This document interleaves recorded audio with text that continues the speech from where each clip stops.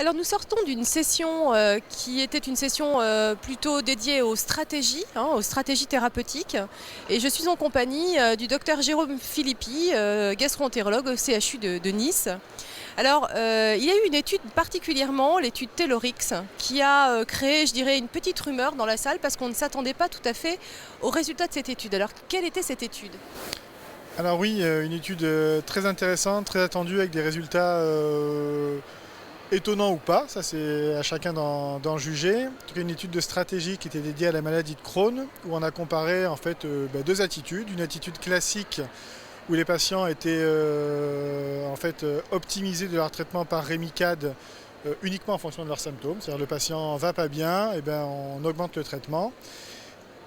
Et une stratégie où on prenait en compte les symptômes, mais également des marqueurs un petit peu plus objectifs d'activité de la maladie, que sont l'inflammation. Pour ça, on a deux marqueurs, la CRP dans le sang et la calprotectine, qui est une protéine qui se mesure dans les selles des patients. Et on s'intéressait également au taux du médicament dans le sang. C'est-à-dire que si le taux était considéré comme trop bas, à ce moment-là, on augmentait la dose du médicament, indépendamment de l'activité de la maladie.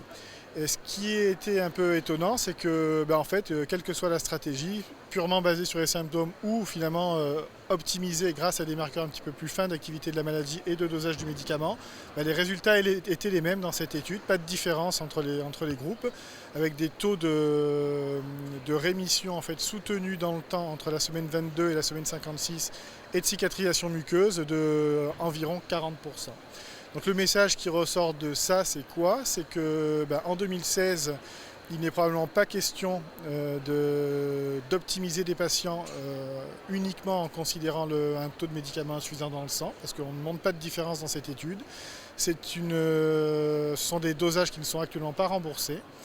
Et donc la place des dosages reste pour le moment intéressante uniquement dans les situations de perte de réponse clinique, où là, lorsque le taux est insuffisant, on a un taux insuffisant, un patient qui est actif sur le plan de ses symptômes, et là probablement que c'est pertinent d'optimiser le traitement, mais d'aller doser ces dosages-là de manière systématique avant chaque perfusion, et puis de dire j'optimise uniquement parce que le taux est bas, ça c'est pas validé, cette étude n'appuie pas cette stratégie.